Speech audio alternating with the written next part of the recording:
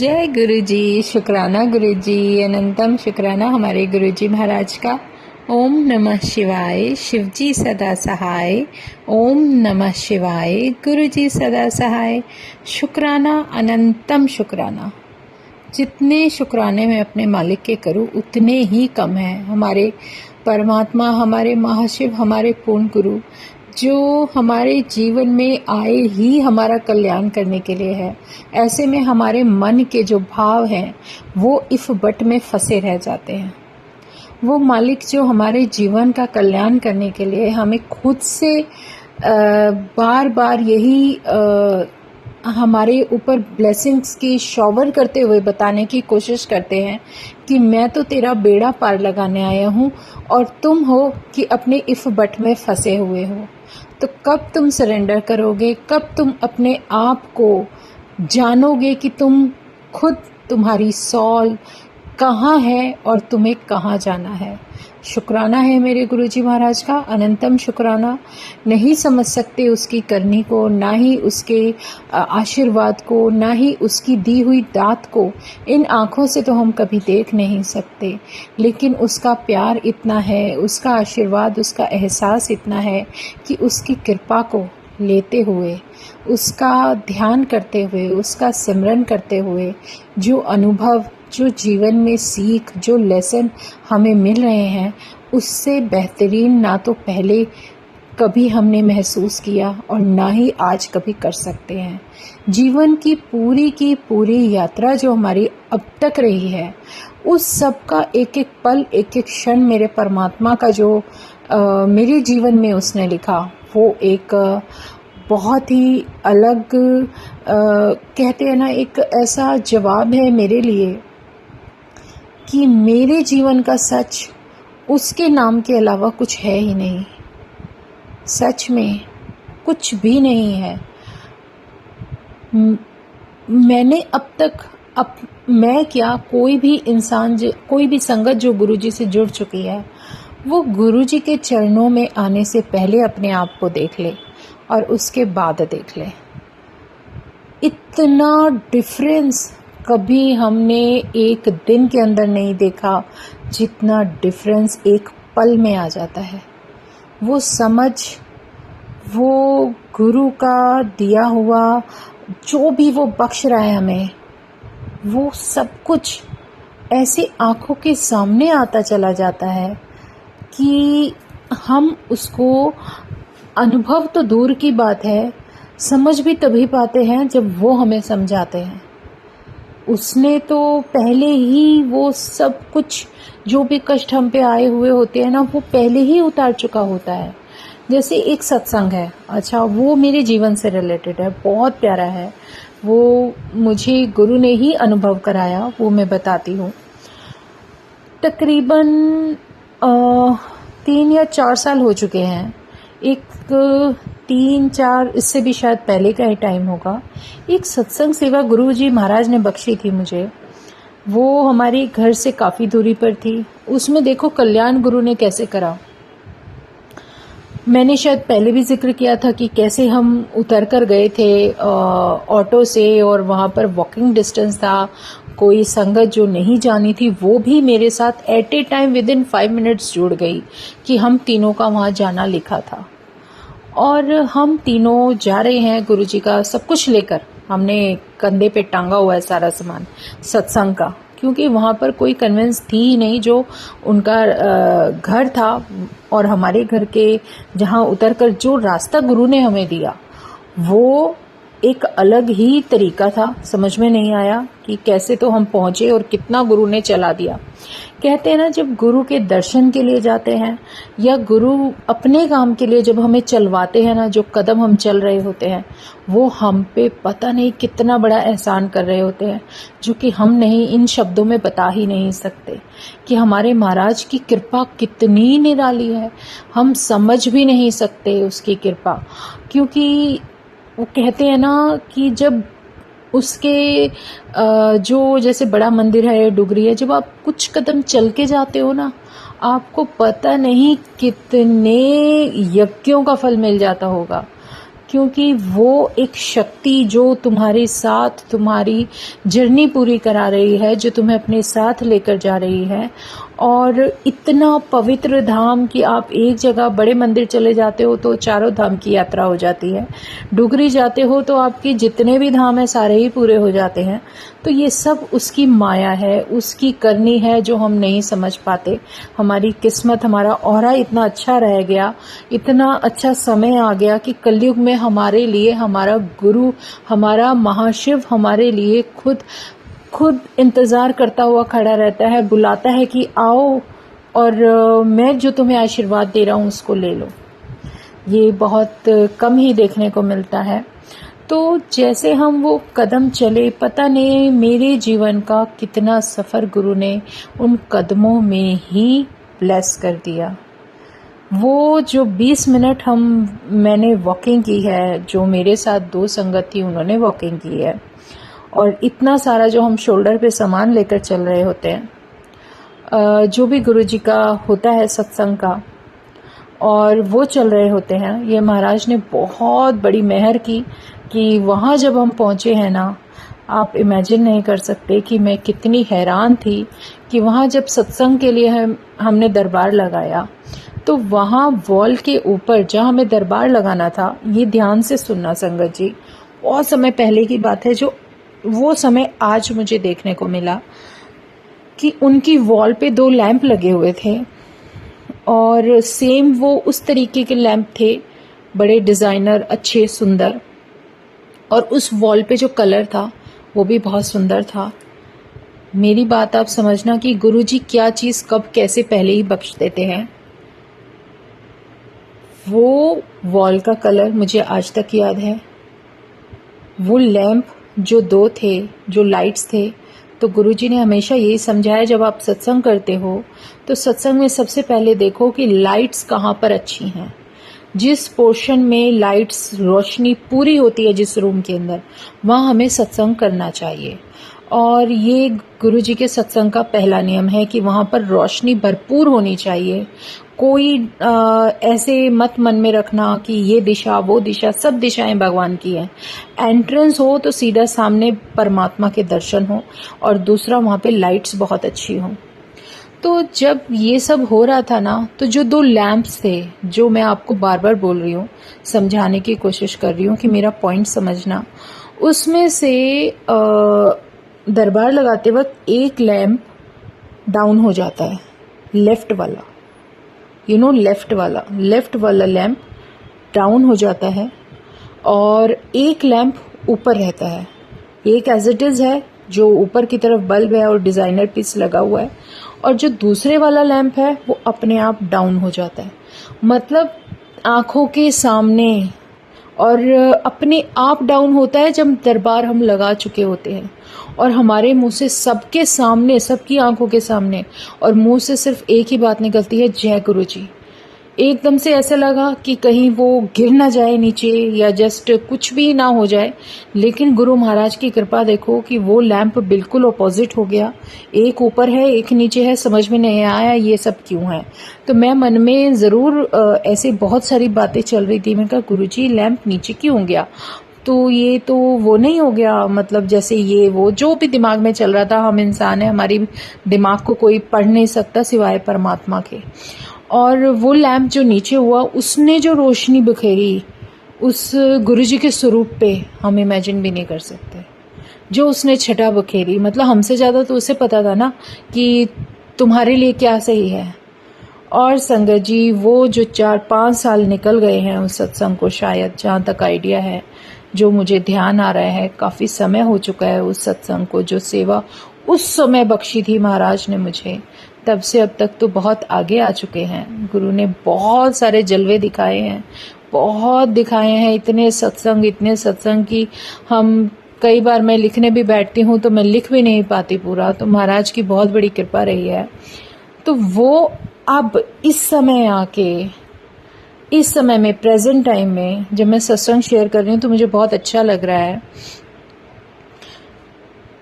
उस घर की जो वॉल का कलर था वो, और जो एक लैंप का डाउन था और एक अप था, वो आज मेरे घर में है। Same situation. महाराज मेरा कौन सा कष्ट उतरवा रहे थे, मुझे नहीं पता। गुरुजी ने मुझे उस संगत से क्यों मिलवाया, मुझे नहीं पता। उन संगत का अचानक से मुझे ये बोलना कि मेरा मन बहुत बेचैन हो रहा है, मुझे सत्संग कराना है, आपको सत्संग सेवा देनी ही देनी है, आप जैसे मर्जी आ जाओ, जो मर्जी दिन रख लो। वो भी गुरुजी महाराज की मर्जी, मेरी नहीं। सब कुछ उनकी मर्जी होती है। जहाँ उन्हें जो ज़रूरी लगता है वो अपने आप रास्ता बना के और तुम्हें दिखा देते हैं अब तुम्हें करना क्या है।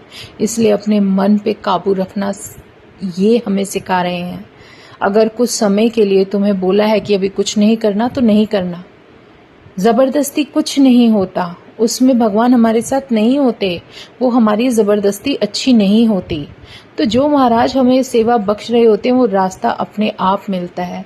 उन संगत के यहाँ जाना जो ना हमें नहीं पता कि हमारा आगे का रास्ता कैसे है। मैंने उनका कभी घर नहीं देखा, मैं जा रही हूँ और अंदर एक अलग सी कहते नहीं उमंग होती है, हम आज ये करने जा रहे हैं। मतलब ऐसा लगता है जैसे गुरुजी बस ऐसी सेवा देते रहो। और जो दरबार वो लगवाते हैं, ओहो हम तो होते ही नहीं है, हमारे साथ तो गुरु महाराज खुद ही डेकोरेशन करवाते हैं। तो इससे प्यारा भगवान कहाँ मिलेगा मुझे नहीं पता। बट गुरु महाराज जो कर सकते हैं ना, हम कभी अपने जीवन में कभी सोच भी नहीं सकते। आज वो जब भी लैंप, और ये मुझे भी नहीं पता था कि वो एक लैंप जो डाउन कर दिया गया और एक अप रखा गया और जो तीसरा था वो गुरु ने अपने आप ही हटवा दिया। और महाराज की कृपा, और मुझे इतने पिछले दिन का कभी याद नहीं रहता, इतने दिन पहले का सत्संग का सीन। जैसे ही मैं उस वॉल के पास आई, गुरु ने याद दिला दिया, बता भी दिया, देख ये दिन तुझे मैंने कितना समय पहले बख्श दिया था। तो मतलब वो जो हमें प्रैक्टिकल और जो हमें वो बताते हैं ना, कभी कभी ऐसा होता है संगत जी, हम नहीं समझ सकते। मेरे बचपन में कुछ घटित हुआ, मुझे नहीं याद, लेकिन भगवान को तो पता है कि तेरे साथ ये क्यों हुआ था। और जब कभी उससे रिलेटेड कुछ होता है तो गुरु याद दिला देते हैं, बता देते, देख ये तो मैंने तेरा तभी कटवा दिया था, तू क्यों चिंता में बैठी है। वो सिर्फ बार बार यही सिखाते हैं कि चिंता छोड़ दो अगर मुझसे जुड़े हो तो। बहुत कोशिश कर रही हूँ, बहुत कोशिश कर रही हूँ, लेकिन गुरुजी अभी जैसे होता है ना कि इंसान का दिमाग ना कभी रुकता ही नहीं है। एक पल में कुछ अभी कुछ दिन पहले मेरे साथ इतना बड़ा जीवन का सत्संग घटित हुआ है, इतना बड़ा कि मैं किसी को बता नहीं सकती कि एक जो मैं विजन देख रही हूँ, मेरे विजन से रिलेटेड वो विजन मेरे साथ ही तकरीबन 4-5 संगत ऑलरेडी देख चुके हैं, लेकिन वो सारे पार्ट्स मेरे विजन के अंदर के थे। सबने मुझे शेयर किए और मुझे बहुत अमेजिंग लगा। मैं ये कह रही हूँ 4 संगत का विजन, मेरे विजन के अंदर का पार्ट उन्होंने देखा और मैं भी देख रही हूँ, मेरा मेन पार्ट है।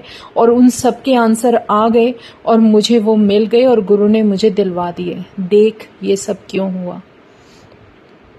और उसके बाद जो होना था वो भी आकर रह गया।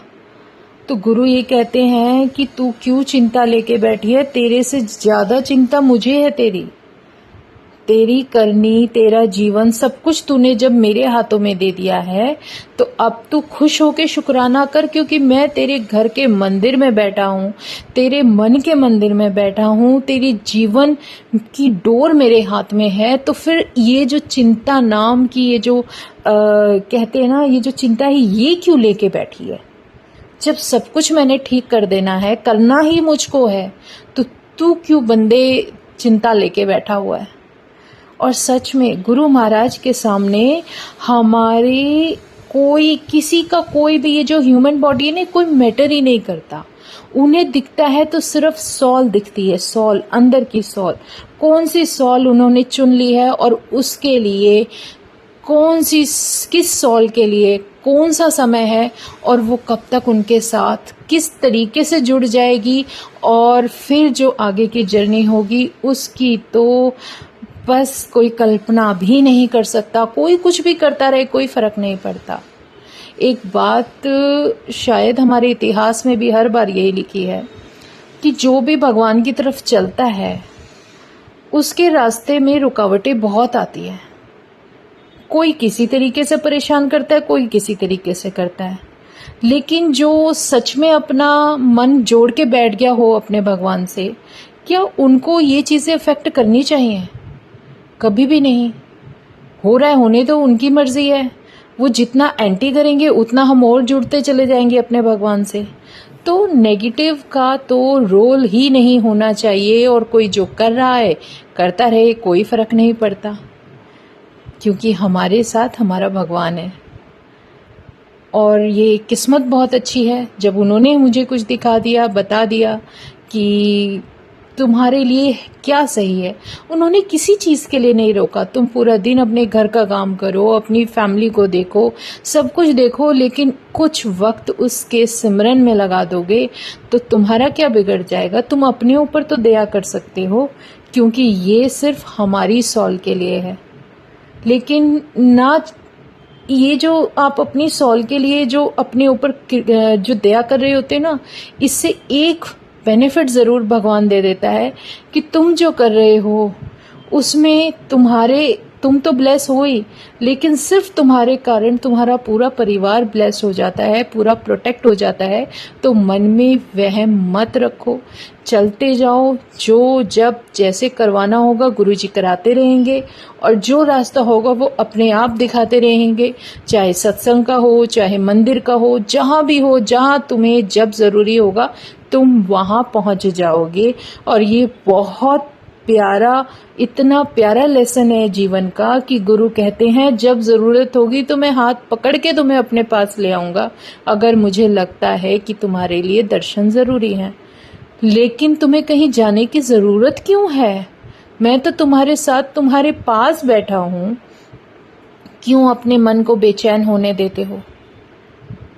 अगर हमें किसी जगह बुलाया जाता है तो उस जगह जाके हमें वो कृपा बरसाई जाती है, क्योंकि उस स्थान का महत्व हमारे जीवन में बहुत होता है। वो एक स्थान ऐसा होगा जो आपको पता नहीं कितने ब्लेसिंग्स का शॉवर देगा, और वो ज़्यादा इम्यूनिटी तुम्हारी सॉल के लिए बहुत ही ज़्यादा इम्पॉर्टेंट होगी। तो आप उस जगह जाओगे और उनके आशीर्वाद की बारिश में रहोगे। ये बहुत प्यारा एक ऐसा एहसास है जिसको आप शब्दों में बयां कर ही नहीं सकते। और वो तो डिवाइन लाइट है, वो तो हमेशा तुम्हारे साथ है। अगर तुम्हारे मंदिर में गुरु का स्वरूप है, आप लोग गुरु के स्वरूप के लिए परेशान रहते हो, आप कहते हो कि गुरु के स्वरूप के अंदर गुरुजी खुद विराजमान है, फिर बेचैनी क्यों? वो तो खुद तुम्हारे साथ तुम्हारे घर पर विराजित है। वो शक्ति ही ऐसी है, वो एक इतनी डिवाइन एनर्जी है कि वो एक जगह होते हुए सबके साथ है। फिर मेरे मन में वो एक कृष्ण भगवान का आ जाता है। जैसे कृष्ण भगवान वो एक डिवाइन लाइट है, ठीक है, वो आज भी प्रेजेंट है, भले ही उन्हें ह्यूमन फॉर्म निकाल दी है, कोई बात नहीं, कोई फर्क नहीं पड़ता। भगवान को इन चीज़ों से कोई फर्क नहीं पड़ता। वो अगर ह्यूमन बॉडी लेकर आते हैं तो वो सिर्फ हमारे लिए एक सीख देने के लिए कि जीवन जीना कैसे है वो बताने के लिए, एक इस शरीर को लेकर हम लोगों को वो सब सिखाने के लिए आते हैं। अगर उनकी ह्यूमन बॉडी नहीं है कोई बात नहीं, लेकिन आज भी उन्हें फील किया जाता है प्रेजेंट में, चाहे किसी भी तरीके से, कि प्रभु होते हैं।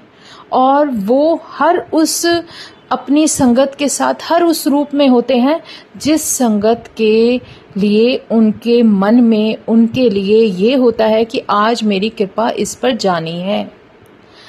बहुत अच्छी तरह से पता है कृष्ण भगवान के बारे में। आज फिर उन्हीं के सत्संग निकल रहे हैं, पता नहीं गुरुजी महाराज की क्या मर्जी है। भगवान कृष्ण जब राधा के साथ होते थे ना, तो वो एक अपनी प्रेजेंट में उनके साथ रहते थे, मगन रहते थे। लेकिन उनकी जो पावर्स थी उन पावर्स के अकॉर्डिंग वो हर उस गोपी के साथ होते थे जिस गोपी के मन में उनके लिए वो रूप बसता था। जो जिस रूप में भगवान कृष्ण को मानता था वो हर उस रूप में उसके साथ विराजित होते थे। और एक जो कहते हैं ना, एक ये सब होने के बाद भी एक बार का बहुत बड़ा व्यू है, एक सत्संग है कि कृष्ण भगवान ऐसे ही सबके साथ होते हैं। तो एक ओल्ड लेडी होती है जो अपनी झोपड़ी में बैठी होती है और वो उसको बोला जाता है कि वो भगवान कृष्ण से बहुत प्रेम करती थी, अपने पुत्र की तरह प्रेम करती थी। तो उस दिन उसने खीर बनाई होती है और उसको बोला, वो उसके मन में इच्छा थी, वो सबको बोलती है आज मेरा कृष्ण आएगा, आज मेरा कृष्ण आएगा, आज मैंने उसके लिए खीर बनाई है। तो सब कहते थे नहीं नहीं, इस समय तो वो अपनी गोपियों के और राधा के साथ होते हैं, तेरे पास नहीं आएंगे। लेकिन कोई इंसान ये नहीं जानता कि ये सब होता क्यों है। भगवान को कभी किसी के पास जाने के लिए एक जगह एक डॉट भर देने में कोई फर्क नहीं पड़ता। वो तो डिवाइन एनर्जी है, डिवाइन लाइट है। वो कभी भी कहीं भी किसी भी तरीके से लाखों करोड़ों जगह एक साथ हो सकते हैं। और यही सब हुआ। वो उन सब के साथ भी थे और उस ओल्ड लेडी के साथ बैठकर बालक के रूप में खीर भी खा रहे होते हैं। तो मतलब अपना आशीर्वाद उन्हें दे रहे होते हैं। वो उनका प्रेम था।